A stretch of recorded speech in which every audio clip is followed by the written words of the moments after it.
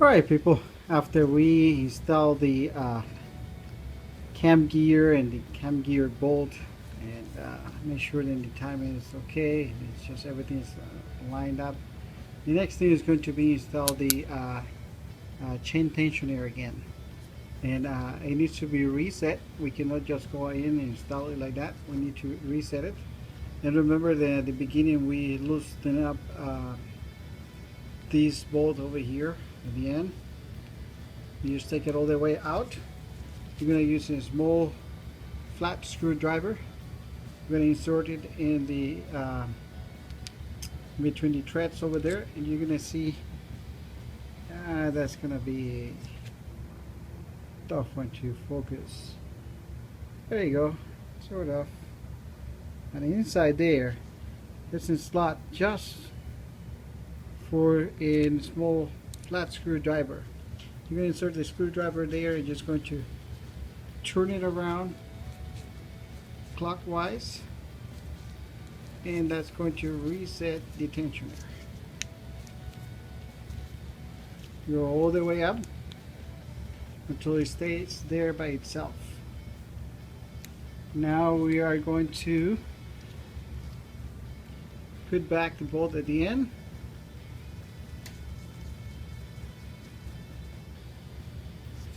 And now we're going to install it where it belongs in the cylinder.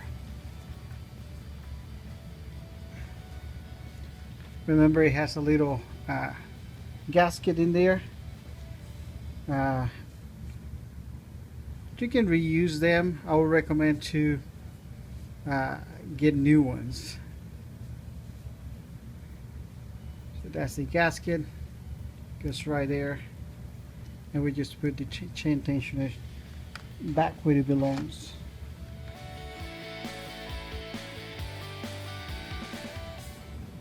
Once the chain tensioner is in place, we're just going to tighten up the bolt at the end.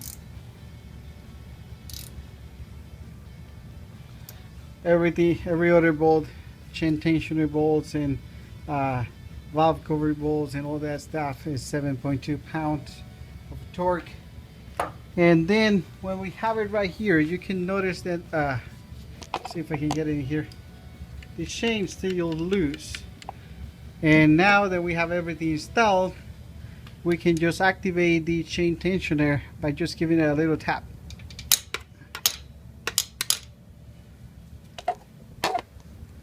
And now you can see the chain is tied up and everything lines up here the way it's supposed to.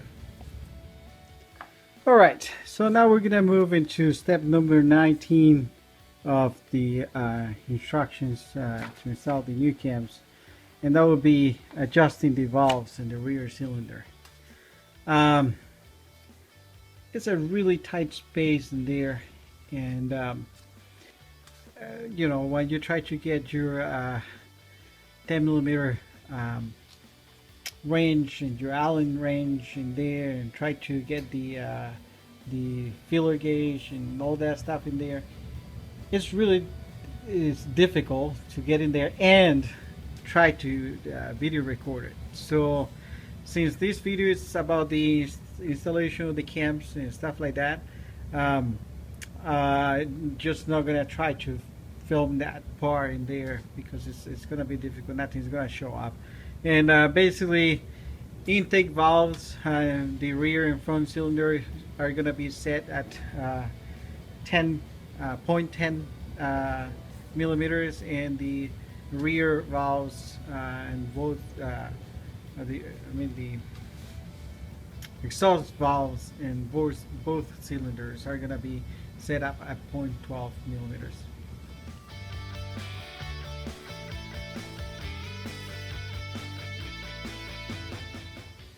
Okay, I already adjusted the valves in the rear cylinder.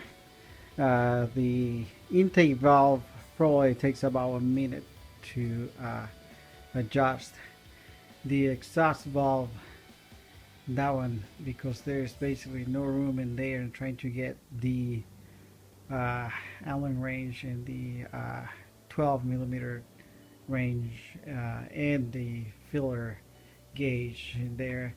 It really is a pain in the rear, but it's done. The intake is adjusted at 10.10 millimeters, and the exhaust valve is adjusted at 0.12 millimeters. Now what we have to do is install the valve covers. Remember, there's an O-ring in there. I recommend to get a new one and get some lithium grease on it. Just put it back up, mount it in there, and go to town. Again, this one is 7.2 pounds of torque in order to tighten up the bolts there.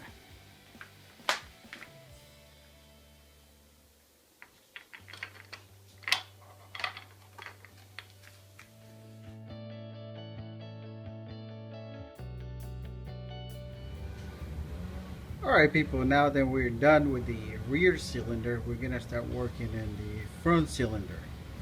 And what we have to do here first, remember we have these lined up for the rear cylinder. Is that the TI or TL, T1, whatever you guys want to call it. We're gonna have to spin the flywheel with the 22 millimeter socket and get these. We're gonna spin about 280 degrees and to get a single line, not the F1 or the FI, whatever. You want to just get a single line across the flywheel, and we'll align with our pointer just up here. We're gonna do that next. Alright, we're gonna start turning the flywheel. We're gonna have to align here the single mark, but in the other side we need to make sure that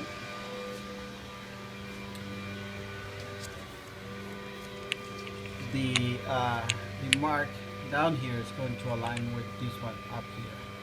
So that's where it comes really handy to have somebody else helping you, because otherwise you're gonna have to turn a little, come and check it out, turn it a little bit more, and kind of line it up in the left side and make sure that it's lined up in the right side too.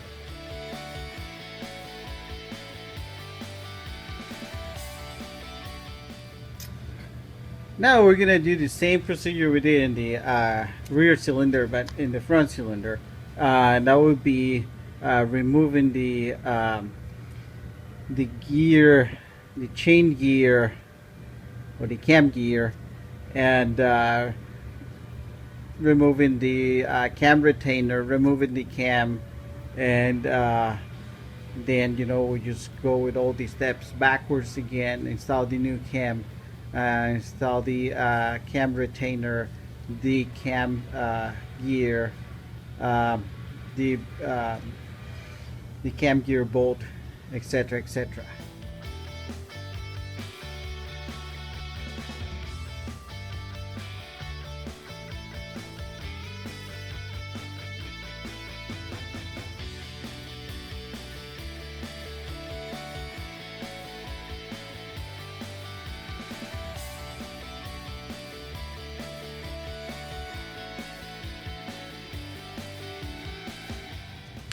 Alright, now that we get the cam out, we're gonna just go back in all our steps and install the new cam.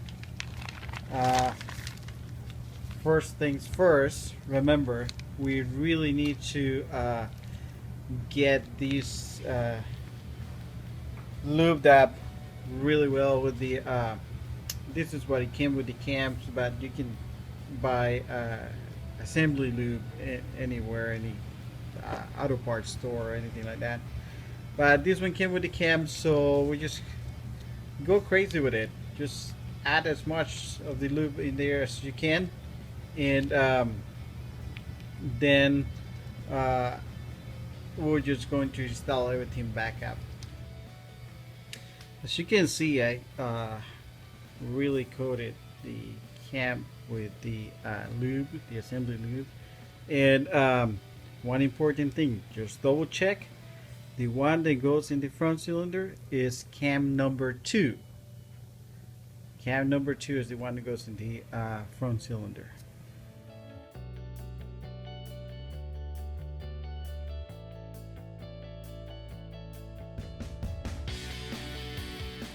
Alright, now that we got the new cam in there, we're gonna add the cam gear and the cover for it. We just have to make sure that we aligned everything, and after we aligned everything in here, we're gonna double check our alignment in the flywheel. Alright, everything lines up now. The timing mark is right here, and this is the head pointer, and both of them align. I already checked in the left side in the flywheel, the mark hasn't moved. Now what we're gonna do is to reset the tensioner and put it back in. Alright, now then we have mounted the 2 new cams in both cylinders, and we just went back in all the steps of disassembling the cam covers, etc, etc. Now all that we have to do, we also did the valve adjustment, and remember, all the intake valves are set at 0.10 millimeters, and the exhaust valves are set at 0.12 millimeters. The last step in the instructions is to use the socket, the 22 millimeter socket, to turn the flywheel and make sure that everything sounds fine. Then there's no like feeling like it is starting to get stuck or grinding or anything like that. That would just confirm that all the work we did was done in the correct way. So that's what we're gonna do right now.